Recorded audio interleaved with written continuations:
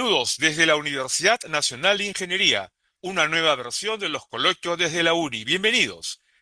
Y el saludo cordial de bienvenida del rector de la Universidad Nacional de Ingeniería, doctor Arturo Talledo Coronado, así como del director de la Escuela de Posgrado, doctor Víctor Caicedo Bustamante.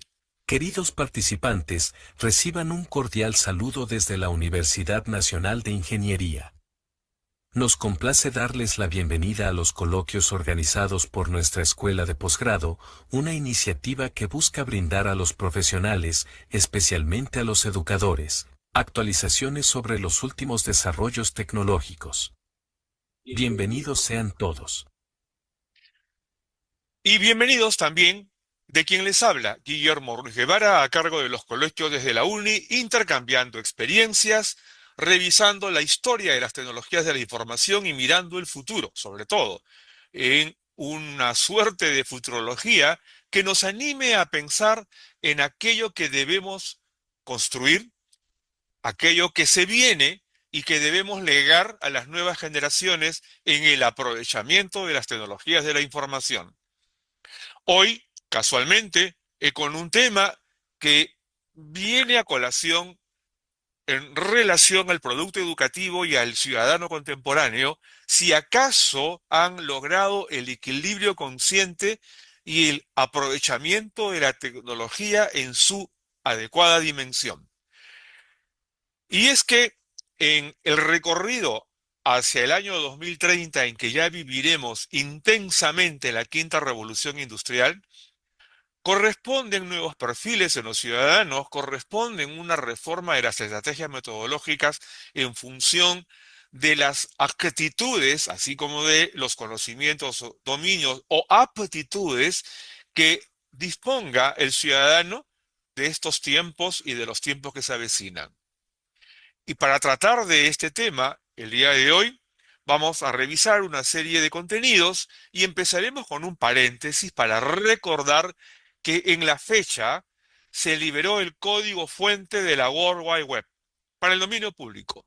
Algo que ya en el año 1989 ya se había inventado en el ámbito del CERN, el Centro Europeo de Investigación Nuclear, donde Tim Benners, ¿no? Un ingeniero, había elaborado un programa para poder transferir información hacia el exterior del CERN.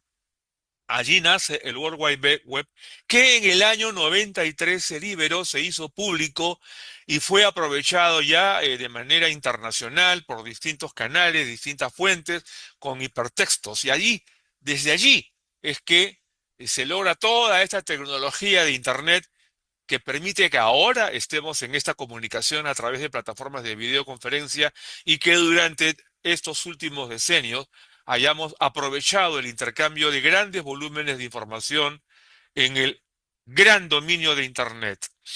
En la fecha también debemos recordar a uno de los profesionales que ha marcado historia en el ámbito tecnológico.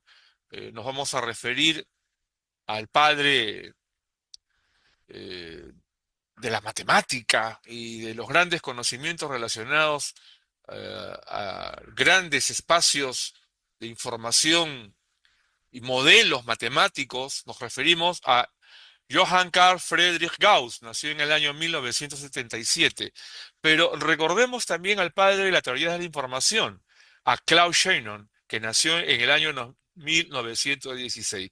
Así que hoy, 30 de abril, es una fecha llena de acontecimientos que es bueno compartir y recordarlos. Bien, bueno, también una fecha como ayer en que se lanzó el primer ordenador científico comercial, el IBM 701, aunque aquí hay una controversia que todavía nadie aclara. Hay quienes dicen que fue el 29 de abril, hay quienes dicen que fue el 29 de mayo. Bueno, de cualquier modo, recordar que estas computadoras que salieron del espacio científico hacia el espacio comercial dieron lugar al empleo de una tecnología electrónica que dio lugar que en el año 80 aparecieran ya las microcomputadoras, ¿no? Bueno, ¿qué es el equilibrio consciente? La gran pregunta a partir del título del coloquio de la fecha. Bueno, empecemos a revisar su significado y en esta pizarra veremos una aproximación, una primera parte de esta definición. Dice mantener balance interno. Balance interno, ¿qué es esto? El balance interno de cada individuo. Eh, ¿Es así como nos comportamos? Los individuos que hoy pueblan la Tierra, todos manifiestan actuar con balance interno, el equilibrio entre lo racional y lo emocional. ¿Es nuestra característica? Esta es una primera cuestión que debemos observar y que los educadores tenemos la obligación de estudiar en profundidad. No solo los psicólogos, ellos nos abastecen de conocimiento, pero somos los educadores y, bueno, los padres de familia también, quienes debieran tener información suficiente y estrategias de cómo lograr que sus hijos, que sus estudiantes alcancen el balance interno, el balance entre lo racional y lo emocional. Pero ocurre que la educación contemporánea le da mucho peso a lo racional, a lo aptitudinal, a lo de las competencias por dominio cognitivo, y no estamos incluyendo en la dimensión adecuada lo emocional, la parte de actitudinal, que termina siendo sumamente importante si deseamos que a partir de este balance interno se construyan individuos con una sólida ética. Bueno, partiendo por este concepto, veamos este otro que dice de manera deliberada y reflexiva, es decir, formar mentes capaces que desde el balance interno, de manera propositiva, se reflexione, de manera que estemos convencidos, que sea una convicción, que antes de dar una respuesta hayamos reflexionado, nos hayamos tomado un tiempo para elegir la respuesta adecuada. Entonces, tenemos aquí una primera definición a la pregunta que es el equilibrio consciente. Mantener balance interno de manera deliberada y reflexiva. Este es el tema que nos anima a tratar los distintos tópicos que hemos elegido para el día de hoy. Y bueno, veamos el primero. ¿Qué significa mente? ¿Qué significa pensamiento? ¿Y qué significa racionalidad? A ver, la mente abarca ambos espacios, el del pensamiento y el de la racionalidad. El pensamiento como actividad neural, actividad biológica, actividad electroquímica del cerebro, y el otro, la racionalidad como producto del pensamiento, la razón, la racionalidad. Razón es el acto de idear y de construir soluciones, respuestas, el acto cognitivo. Y racionalidad se le agrega justamente lo que está en la definición anterior, de manera deliberada y reflexiva, es decir, con el agente emocional agregado al agente de la razón, y se construye la racionalidad. Bueno, este es un primer tema a tener en cuenta, pero también en el ámbito de las emociones está la construcción de equilibrios. ¿Actuamos así? eh, Limitémonos al caso peruano, 33 millones de habitantes. Todos los 33 millones actúan construyendo equilibrios y a escala planetaria como estamos. Quizás esto sea uno de los temas en que los educadores más labor debemos desarrollar y construir además espacios coincidentes en donde desarrollemos la construcción de equilibrios a partir del dominio emocional. Este es un aspecto que culturas antiguas sí lo sabían hacer, ¿no? Los griegos, también los egipcios. Culturas ancestrales encontraron la necesidad de el equilibrio y con la tierra, ¿no? Y con la naturaleza, que hoy en día está tan cuestionado como comportamiento humano. Pero hay algo más. y tiene que ver con el dominio de la motricidad. Sistemas educativos como el alemán y el japonés, y recientemente el chino, se han percatado de la gran importancia del dominio de la motricidad. El tema cuerpo, que actúa en función de lo que se produce desde la mente, desde el dominio emoción, razón, es sumamente importante, porque casualmente es a partir del dominio de la motricidad que se hace el reordenamiento neural y nos aproximamos mejor al equilibrio razón-emoción. Y también tenemos el espacio de las relaciones, es decir, cuando el individuo logra dominios personales, tiene mejor capacidad para las interacciones solventes, las interacciones sociales, las interacciones con el prójimo. Y bueno, el dominio de la laboriosidad y el descanso, un espacio en el que todos ahora caemos en la cuenta que no todo es esfuerzo físico, también el descanso para un mejor esfuerzo. No todo es esfuerzo mental, también el descanso para un mejor esfuerzo mental. Al extremo que en Japón, cada 3 horas están obligados las personas que laboran a descansar. Sí, mínimo 5 minutos, para luego de una reoxigenación continuar con la labor. Estos son componentes que tienen una gran importancia en función de los objetivos personales, porque si a las personas las preparamos para que adquieran el dominio mental que incluye razón y emoción, el dominio desde el cuerpo hacia la mente y de la mente hacia el cuerpo para mejores relaciones con el prójimo y mayor equilibrio entre la labor y el descanso, de manera que su desarrollo personal esté en función de resultados. Bueno, cuando logremos esto, habremos tenido un sistema educativo de mejor calidad en función de la humanización. ¿Esto qué implica? Bueno, mantener armonía. Estos ámbitos que acabamos de describir requieren de armonía.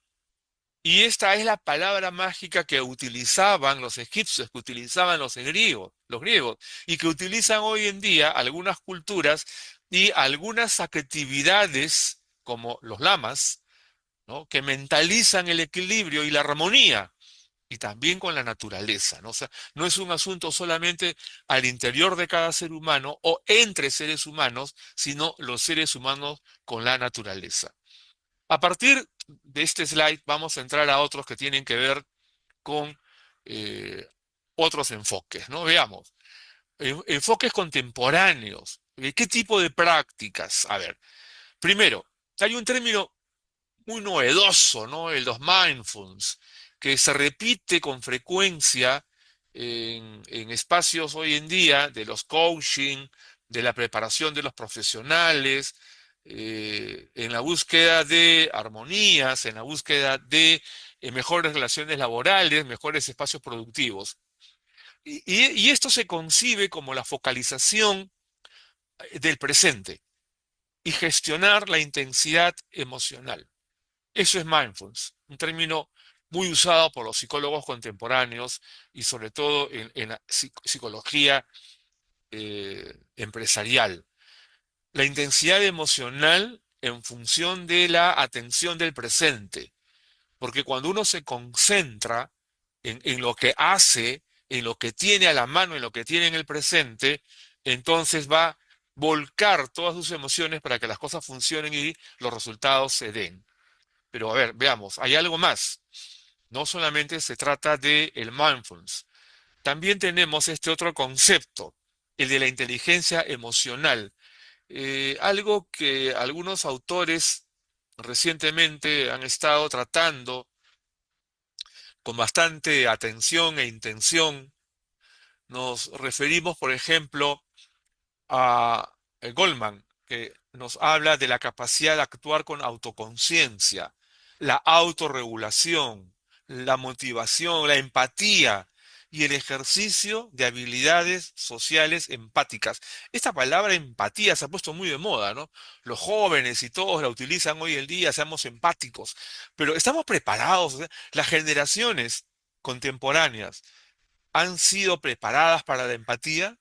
Esto es algo que se forma tempranamente. Esto no es algo que se produzca en el adulto. Se puede mejorar, potenciar en el adulto, pero si no hay determinadas habilidades básicas de relación, eso no funciona. Entonces, la inteligencia emocional es una construcción temprana para adquirir potencialidad emocional en la adultez.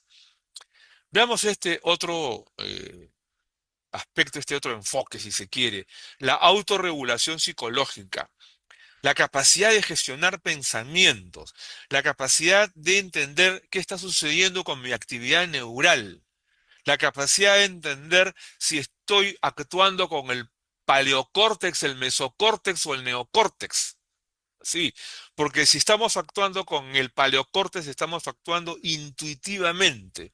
Si estamos actuando con el mesocórtex, estamos actuando en función de conveniencias grupales del momento.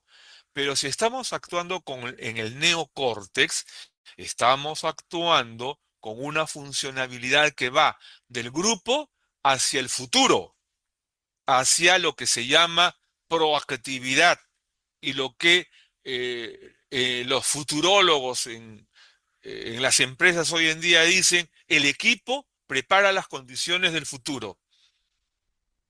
Entonces, la autorregulación psicológica resultó ser algo sumamente importante cuando se trata de gestionar pensamientos, en donde la emocionalidad tiene un rol de suma importancia como motor de función para lograr comportamientos permanentes que sean adaptables al entorno, alcanzar metas, no alcanzar productos, el equilibrio mental, mantener el equilibrio mental. Miren ustedes cómo estos aspectos resultan de especial importancia no solo en la actividad empresarial, sino en la actividad educativa, en la educación básica regular y en la formación de profesionales, en la actividad universitaria. Veamos algo sobre comportamientos.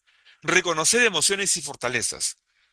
El autoconocimiento. A ver, si hacemos un test en este momento a 20 personas, ¿creen ustedes que los 20 nos dirán que actúan en función del reconocimiento de sus emociones y las fortalezas que se pueden lograr a partir del reconocimiento de las propias emociones?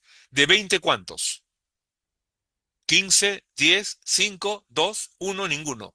Bueno, sugiero que empecemos a hacer esas prácticas porque de ese modo nos vamos a ver mejor en el espejo.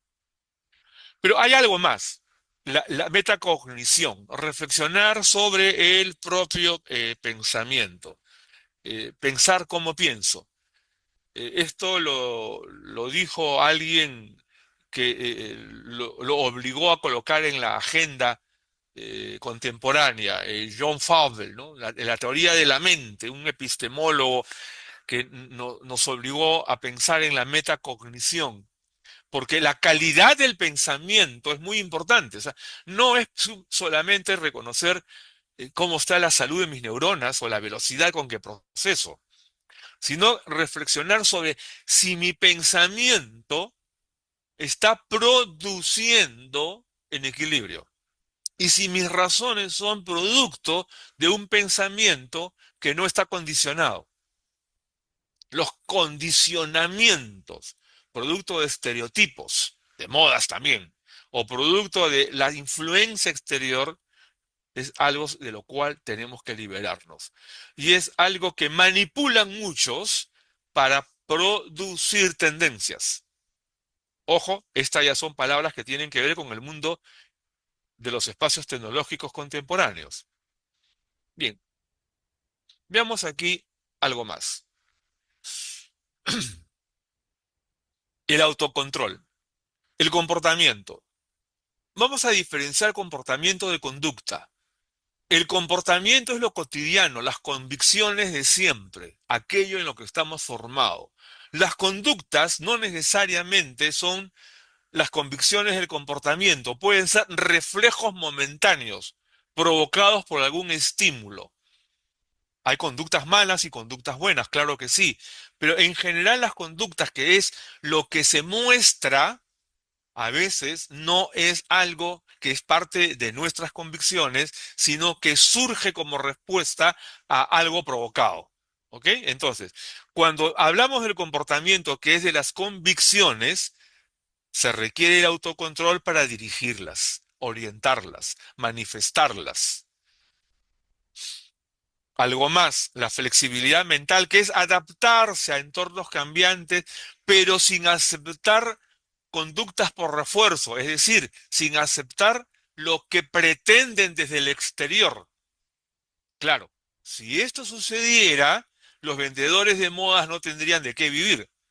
Ojo, sí, o sea, los vendedores de modas, de tendencias, la gran influencia desde el cine, la televisión y también del internet ahora, buscan mentes que sigan lo que ellos pretenden. La flexibilidad mental debería de ser una fortaleza, pero no lo es. Y eso es algo que los educadores debemos de corregir en el perfil de los futuros profesionales. Estas condiciones que acabamos de revisar, en todos los casos, buscan el logro del equilibrio de la racionalidad y la emocionalidad. Pero eso requiere de un ejercicio constante. Eso requiere de preparar mentes para el autocontrol, la flexibilidad mental, en función de convicciones, no en función de estereotipos, exteriorismos. Estoy haciendo un abuso del idioma también en las palabras que voy empleando. Pero veamos algo de casuística para entender esto mejor. A ver, alguien critica tu trabajo. Esto es algo que nos ocurre a todos, ¿no? Nos puede ocurrir a todos. Alguien critica tu trabajo. ¿Qué es lo que notas? Notas que te molesta la crítica. Eso nos ocurre a todos, nos puede suceder a todos. Esto es parte del colectivo del mundo contemporáneo. Te molesta la crítica. ¿Y cuál es la respuesta? Hay dos posibles respuestas. Una de ellas es que actúas con enojo inmediato. Ese es un tipo de respuesta. El otro tipo de respuesta puede ser, respiro, hago una pausa, evalúa si es útil o no y se responde con calma. Dos tipos de respuestas.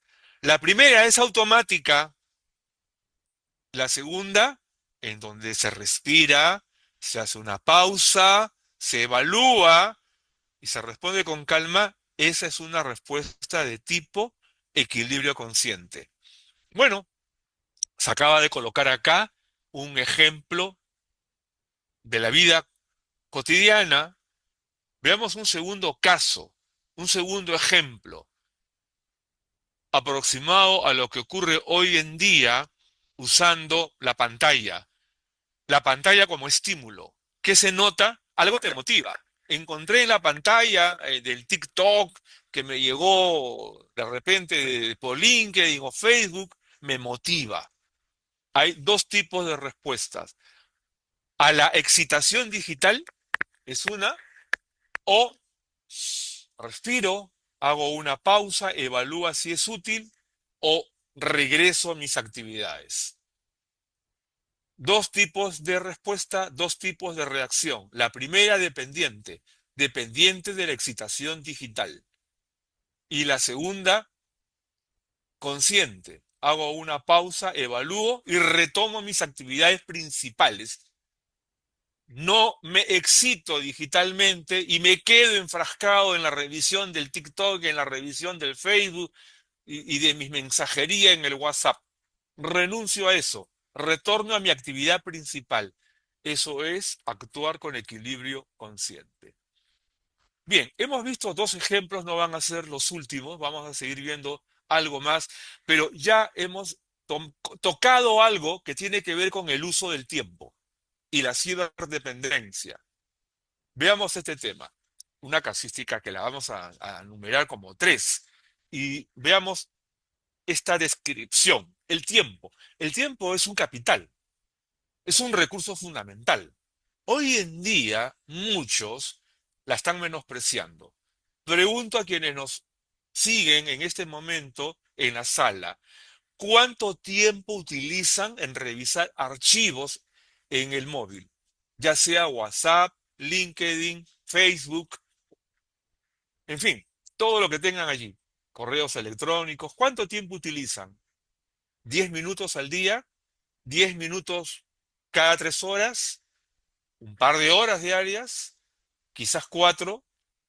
A ver, en promedio, el adulto contemporáneo está utilizando 90 minutos diarios en ciberdependencia.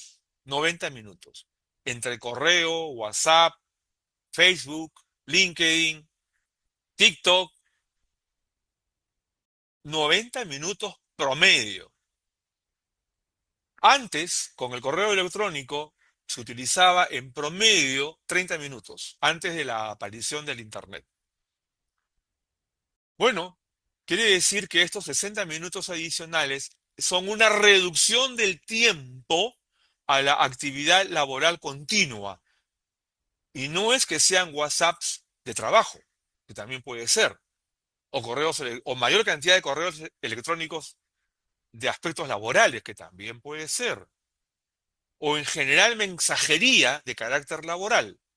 Lo que ocurre es que de esos 90 minutos actuales, la mayoría no tienen carácter productivo. Entonces, ¿esto cómo está en los adolescentes? Bueno, lo vamos a revisar.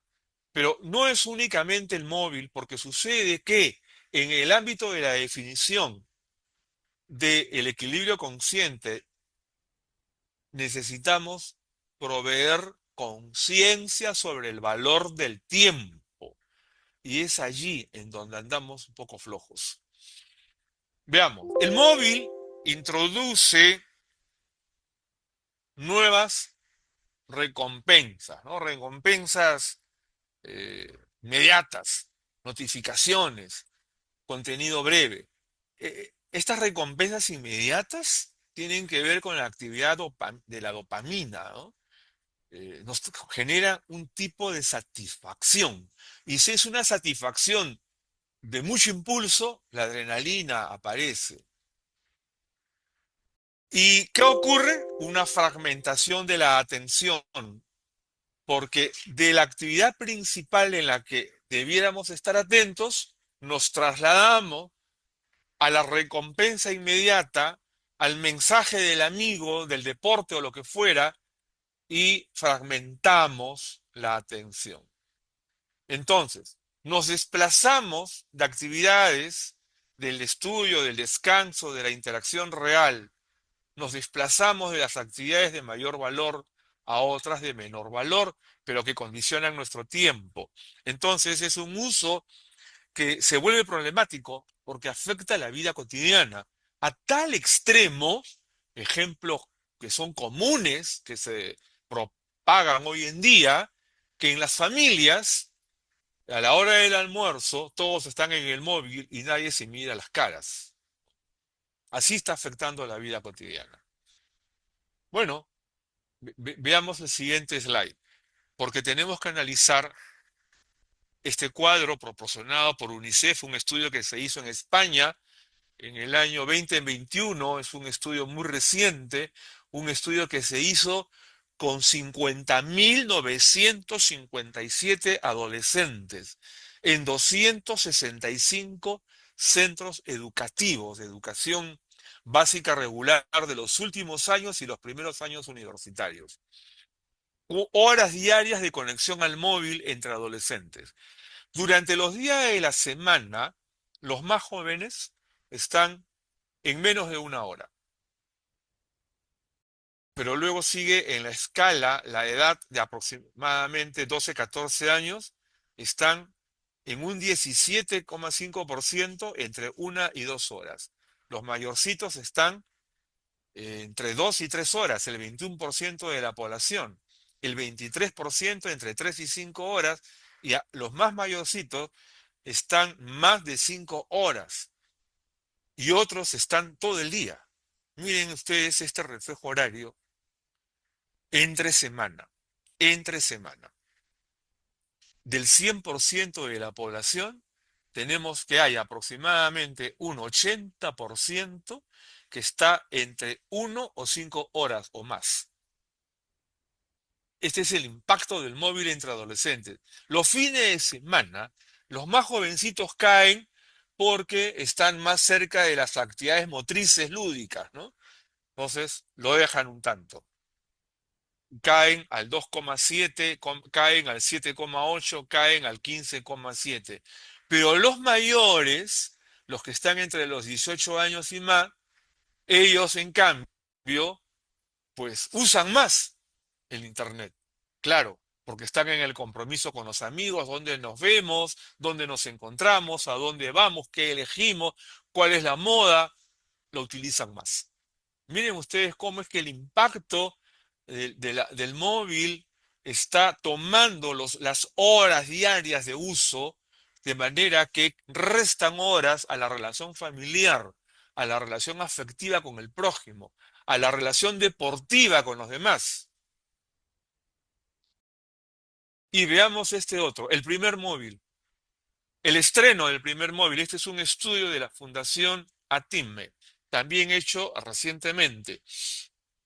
Este es un estudio que nos permite encontrar que antes de los 9 años, el 15% de la población tiene su primer móvil, antes de los 15 años. Entre 10 y 12 años, el 41%. En los 12 años, el 32%. Y así, eh, tenemos que solamente el 13 o 14, entre 13 y 14 años no tienen móvil, y solamente el 2% de la población no tiene móvil. Estamos hablando de adolescentes. Solo el 2% de los adolescentes no tienen móvil. O sea, hay una importante población de adolescentes expuestos al impacto, al condicionamiento digital. Bueno, vamos un poco más de casuística. El impacto en el acoso. Es una correlación directa, ¿no? Y esto, cuidado, que no es únicamente consecuencias por el acoso, porque el uso intensivo de pantalla reduce la empatía, así dicen los estudios, y facilita comportamientos de bullying y ciberbullying. Bullying, que es en el espacio físico, y ciberbullying usando el Internet, usando el móvil. Pero también hay un problema de autoestima, porque los adolescentes con menor autoestima son más vulnerables al ciberacoso. Usan el móvil como refugio. Esto hace que se complique el control de sus impulsos porque están tan subordinados al refugio llamado móvil que su capacidad de entender la relación con los papás o con otros miembros de la familia o con otros miembros del espacio de estudio o del espacio laboral se hace más complicado. Se ha perdido la autoestima en la mayoría poblacional hoy en día.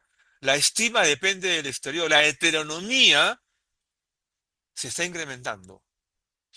Entonces, ¿qué ocurre en la realidad familiar? Este estudio Haití me demuestra que dependiendo de los diferentes modelos familiares, hay conflictos, hay un problema en la gestión de conflictos y la relación se está debilitando. Antes los chicos decían en casa, mi profesor dijo, ¿lo recuerdan?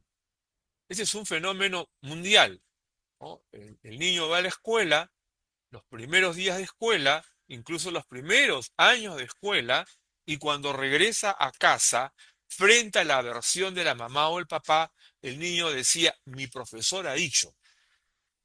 Hoy en día es, Internet me influye, Internet me dijo, Internet me direcciona. Y con ese tipo de razonamiento, los chicos quedan absolutamente condicionados. Recomendaciones sobre este particular. Veamos, veamos. No hay que prohibir. Allí no está la solución. Todas las experiencias que se vienen documentando explican que hay un problema de confianza y mediación familiar para reducir la dependencia. Pero ¿qué ocurre? Que el padre de familia promedio contemporáneo no estuvo preparado para una mediación familiar y recuperación de la confianza ante el estímulo digital. Y es que la mayoría de padres y abuelos contemporáneos no vivieron ese mundo, pues, ¿no? O sea, los que se hicieron adultos a fines del siglo pasado o en las primeras décadas de este siglo y tuvieron hijos, no han tenido la experiencia de, de lidiar con estos espacios donde el principal rival de confianza y de relación es el móvil, es el Internet. Y allí hay un espacio de influencia, de dependencia digital que condiciona los espacios familiares e incluso los espacios laborales, ¿no? Entonces, este es un tema a tener muy en cuenta. No se trata de prohibir, se trata de mediar, ya sea en el espacio familiar o en el espacio educacional y también en algunos casos en el espacio laboral. Ese cartel que aparece en las oficinas donde se lee prohibido el uso de correos o temas familiares o amicales en horas de oficina. Ese cartel significa que hay un problema de madurez emocional entre las personas que laboran en esa oficina, que se ha detectado. Bueno, desarrollar la confianza, la autoestima y conductas de prevención. Esto es algo que depende de lo que hagamos en el hogar y de lo que hagamos en la escuela. Esto no es una tarea que podamos dejar únicamente al hogar, porque son padres no preparados para ese tipo de experiencia, y no es únicamente a la escuela. ¿Cómo lograr un consenso hogar-escuela para conductas de prevención y lograr comportamientos definidos en donde el ciudadano adquiera la convicción de relegar a los espacios necesarios el Internet y el móvil, que no condicionen sus espacios de laboriosidad o relación familiar? Esa es la pregunta que tenemos que respondernos pronto desde el hogar y desde la escuela, en consenso, en labor conjunta.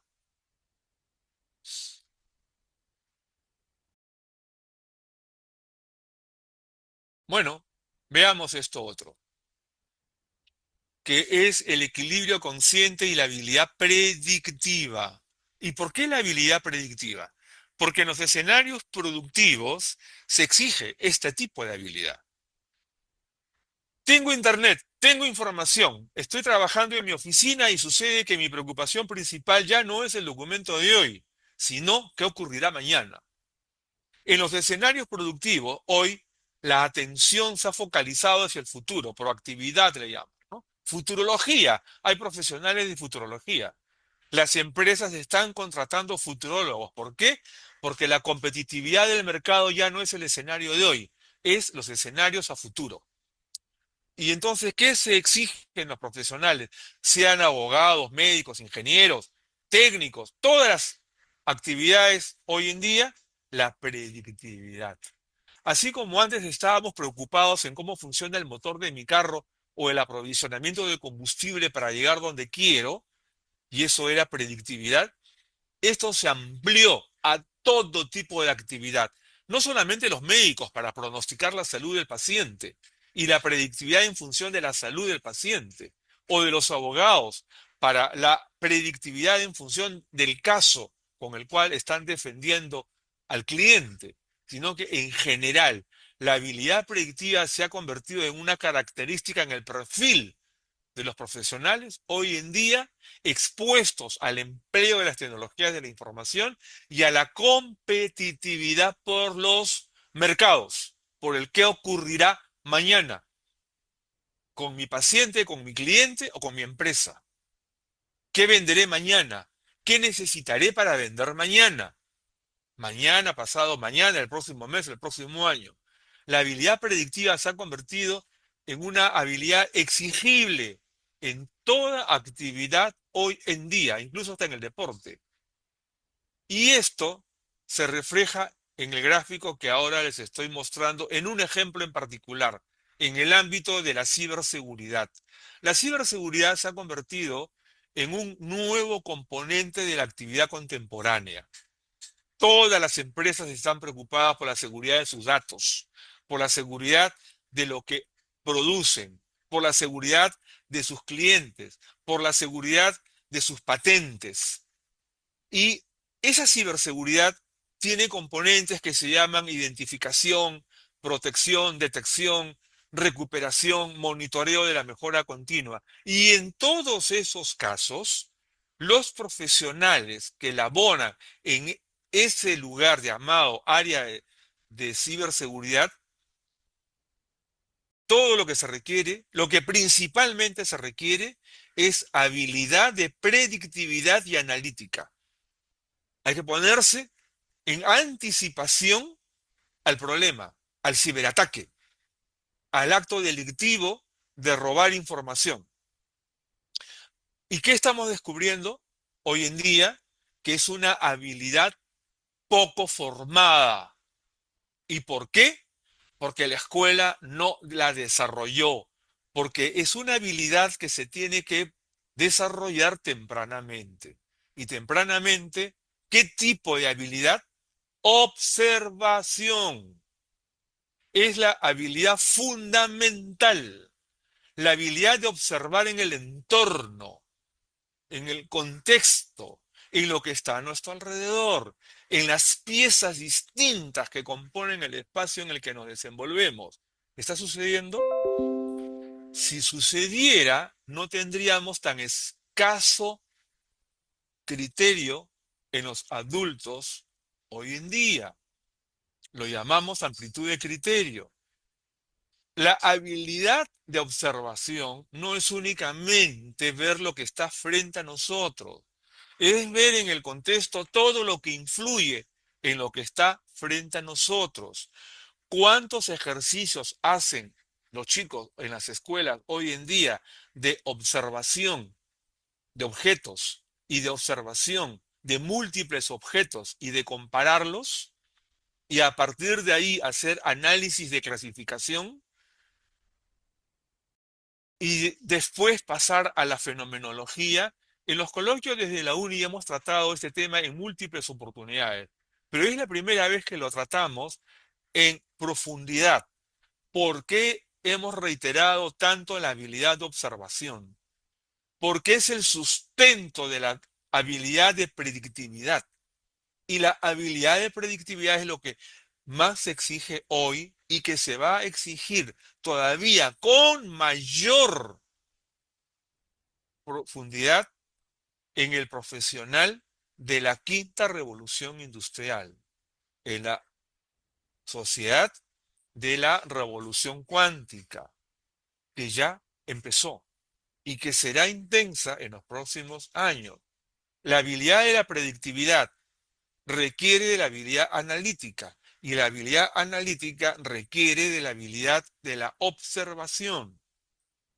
Así que la escuela y la universidad tenemos mucho trabajo que hacer en función de estas habilidades para pasar de la observancia de objetos múltiples a la habilidad de casos, hechos múltiples, mucha comparación, muchas semejanzas y diferencias, para pasar a la habilidad de observación de fenómenos. Objetos, hechos y fenómenos en esa secuencia. Y esto es algo que necesitamos que se desarrolle o la inseguridad digital cada vez será más grande porque no hemos preparado escenarios de ciberprotección y los ciberdelincuentes cada día encontrarán más espacios de engaño a través de Internet o en los espacios de los sistemas de información de las empresas, de los gobiernos. Preparémonos para el futuro. Entonces, hay algo de suma importancia. El equilibrio consciente y la habilidad predictiva van de la mano hacia el empleo de tecnología de información, que es el mundo contemporáneo, que será más intenso cada vez ya en la inmediatez de los meses, de los años que se avecinan. Bueno, recordarles que la Universidad Nacional de Ingeniería celebra el programa del CISCE Centenario. Estamos en nuestros 150 años de creación, de formación de ingenieros, arquitectos y científicos. Y en esta celebración ofrecemos nuevas maestrías acorde a los tiempos actuales. El primer MBA con mención en gerencia y tecnología en una universidad del Estado, y es la Universidad Nacional de Ingeniería. Tenemos una maestría en transformación digital hacia la transformación cuántica. Tenemos una maestría en ingeniería de procesos, con mención en gestión de la calidad y tecnologías de la información. El buen aprovechamiento de las tecnologías de la información requiere de una gestión de calidad. Y la gestión de calidad es consecuencia de la ingeniería de procesos. Y tenemos también una oferta importante que es la maestría de gobierno y gestión de la seguridad digital, porque el país requiere de gerentes de seguridad digital, de muchos gerentes de seguridad digital. Para información mayor sobre esta oferta de maestrías, por favor, comunicarse con Milagros en el 935-084-220. Ella está allí a sus órdenes. Recordarles que para la transformación digital hacia la transformación cuántica se requiere que la escuela básica desarrolle tres objetivos fundamentales. Desarrollar habilidades de observación y análisis. Educar en la matematización del pensamiento, no solo en técnicas operativas del mundo de la matemática, sino también en la observancia del mundo real y su interpretación. Habilidades que es necesario desarrollar. Formar en la competencia digital hacia la competencia cuántica. Y en educación superior, entonces, hay tres objetivos que se deben tener en cuenta en todas las profesiones: desarrollar potencialidades de análisis complejo multidimensional, fortalecer el análisis predictivo y formar en una sólida ética y en función del razonamiento cuántico. Tener en cuenta que el desarrollo institucional en razón del producto educativo para la quinta revolución industrial y siguientes requiere de capacitar a los docentes en la educación digital, entendida como el aprestamiento hacia la educación cuántica. Entonces, formar maestros que estimulen el tratamiento racional de la información y su aprovechamiento productivo. Aparece una nueva disciplina, la ingeniería educativa, cuyo soporte es la tecnología digital y la gestión educativa. Y esto comprende dos componentes fundamentales. Uno es la tecnología digital y el otro es justamente la gestión educativa. En el ámbito de la tecnología digital, equipamiento, aplicaciones y conectividad. Y en el ámbito de la gestión educativa, modelos, procesos y logros. Estos como un todo integrado, un conjunto que es la gestión educativa, soportada por la tecnología digital. Es necesario considerar nuevos casos psicológicos que se desprenden del escenario contemporáneo. Nuevos casos que ya están en la agenda de la formación de psicólogos. Uno de ellos es la cibercondria. ¿Qué es esto? Bueno, es la ansiedad provocada por la repetitiva y excesiva búsqueda de información médica, el hipocondriaco, ¿no? Las personas se sienten mal y ¿qué hacen? Buscan en internet respuestas, pero ahora lo hacen con ansiedad. De ahí que surge el término cibercondria. Pero hay otro más. Cuidado con esto, ¿no? La ludopatía electrónica, ludopatía, es un impulso irrefrenable y compulsivo para los juegos de azar online. Sí, pues, ya hay mucha disposición de empresas que ofrecen juegos en línea disponibles en las tablets, en los smartphones, de manera que esto está creando un grave detrimento de los compromisos y valores sociales, ¿no?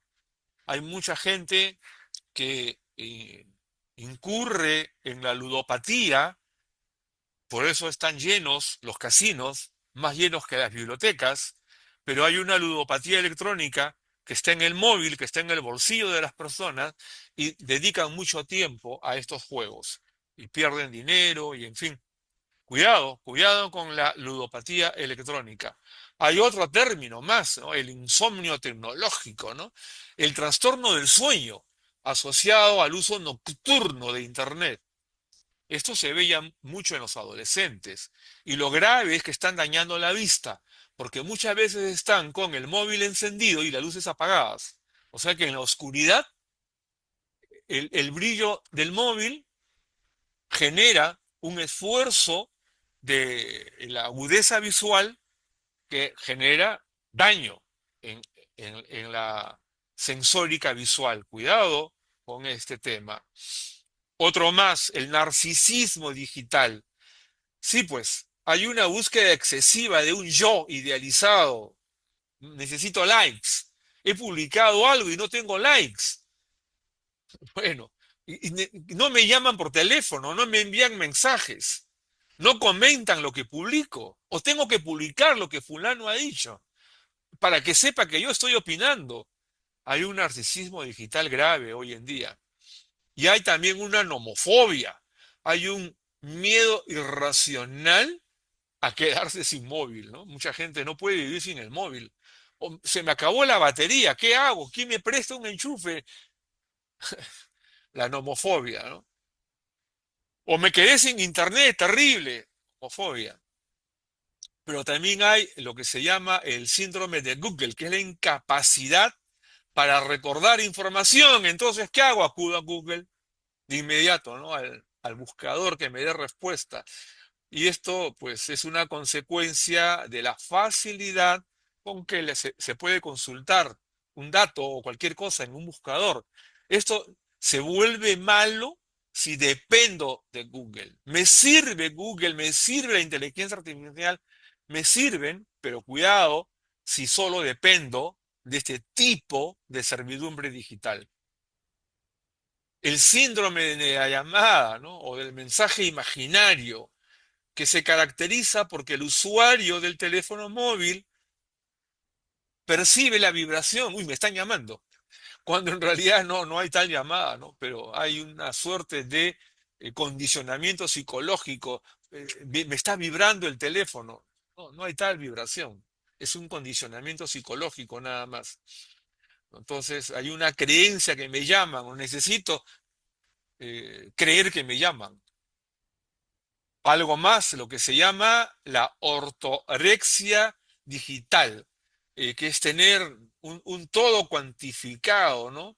Tengo que saber cómo están mis pulsaciones, eh, tengo que saber a qué horas voy a ir a dormir, mi tiempo de sueño, tengo que conocer a qué horas tengo sed, y utilizo los programas disponibles en el móvil para que me den respuesta de mis pulsaciones, de mi tiempo de beber, de mi tiempo de ir a almorzar, de tomar mi brunch. Necesito estar delante de la pantalla para saber cómo va mi ortorexia, ¿no? Y una preocupación excesiva por no existir. Esas son las consecuencias, la preocupación por no existir en las redes sociales, ¿no? La aceptación del contenido publicado. No ven mi contenido, nadie se ha preocupado por ver lo que publiqué. Qué terrible. Y a esto, muy bien, agreguemos lo que se llama la ciberintoxicación, ¿no? Una ludopatía digital que desemboca en lo que se llama ciberintoxicación. Cuidado con esto, que puede ser una nueva consecuencia de la invasión de la tecnología, del contenido de Internet, que se convierte en un condicionante peligroso en los jóvenes de hoy y en los adultos de mañana. Si queremos adultos que sean autónomos y que no dependan del condicionamiento digital, educadores, empresarios, tenemos mucho que hacer juntos para lograr condicionamientos positivos. Bueno, hemos llegado al final de la presentación del día de hoy. Esperemos que sea de su provecho. Entonces, les pediré que la tengan en cuenta. Nos toca agradecerles nuevamente, nuestro agradecimiento por su atención. Acá están los correos para cualquier comunicación.